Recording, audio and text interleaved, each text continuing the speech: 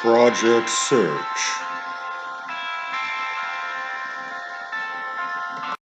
Hi, it's Danny again. So today, I have a presentation for you that will be a review of some material we recently covered. Now, you may recall a couple of days ago, I did a review for some material that was a little further back, and we did a trivia game to review that material. Well, we're going to do a similar thing with this one. Project Search UTMC Remote Learning Review, Session 3, Part 2. All right, so the material in this review session we'll go back over material that we talked about last week. That's the week of May 11th. The videos, they're still there on the YouTube channel. If you want to do really well on the trivia game, you could go back and rewatch those videos. We talked about 5 things that you need to be aware of in the workplace that will help you to keep your job for the long haul. So things to avoid were dressing inappropriately, as in not following the dress code of your employer, inadequate grooming and hygiene, not bathing properly, brushing teeth, or trimming facial hair, taking care of your hair, treating others disrespectfully, insubordination, which is basically not following the instructions of your supervisor, and frequent absences and tardiness. Those are the major things you should avoid if your goal is to keep your job. We talked about the right clothes for the job. So every employer will have a dress code. There'll be different standards at different businesses. You may have to wear a uniform like you do at Project Search, or maybe you have to wear business casual or business clothes or something else altogether.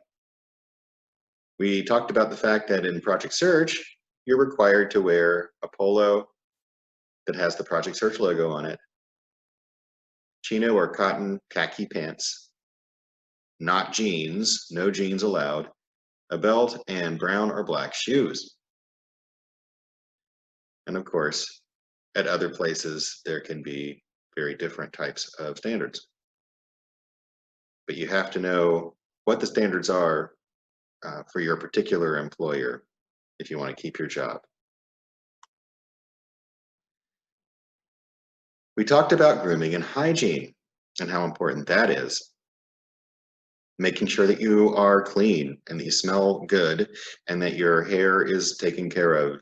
And if you have facial hair, that you are trimming it properly so that you look professional when you go to work, and that you are going to be not going to be offensive to anyone with odors or anything else. So all the good work you can do in terms of learning your skills and showing up every day to do your work and working hard, those can all be jeopardized if you don't have good hygiene and grooming. We talked about ways that you can show respect for others. There were a lot of things we talked about with this. For example, the simplest thing to do really to show respect for others is to be polite.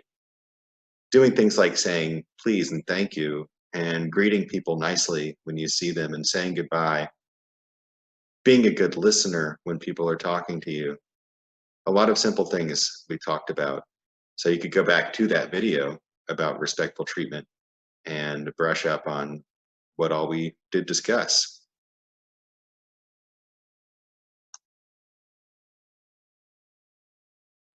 So we did talk about insubordination, which is a huge and very important part of keeping a job.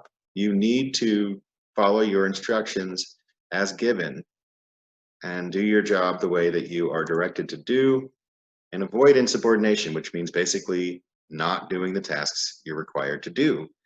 And we talked about how sometimes it's as simple as saying no, but there are other times when someone might avoid doing their job by being dishonest or going and doing a task that they haven't really been assigned, but they want to avoid the one they have been assigned. So we talked about a lot of different ways that insubordination happens. Again, I would advise going back and watching parts of that video that are on the YouTube channel to refresh your memory.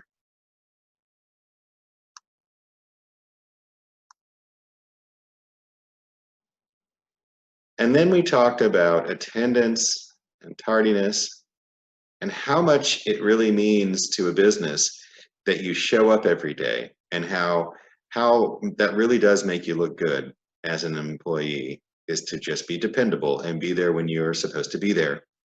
We talked about the fact that when you want to take time off, whether it's for vacation or for a doctor's appointment, that you need to put a request in to your employer, and there'll be a protocol that you'll have to follow for whoever your employer is, where you have to ask formally for this time off, and then they have to approve it. And you usually need to give advance notice, meaning you need to let them know way ahead of the day that you want to be off or the time you want to be off. So usually it's a 2-week notice that's required in order to successfully get time off at your job. I do advise, again, that you go back and rewatch any of the videos from last week, the week of May 11th, that you feel like maybe you could use a refresh your memory on them, and be ready for the game.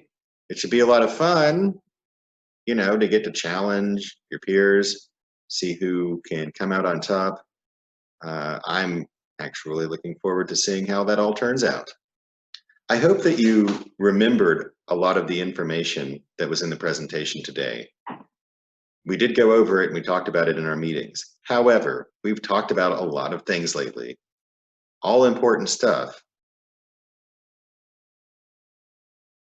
I'm going to go and do the rest of my work for today. I want to keep my job, and therefore I'm going to do all my work and do it the right way. Goodbye.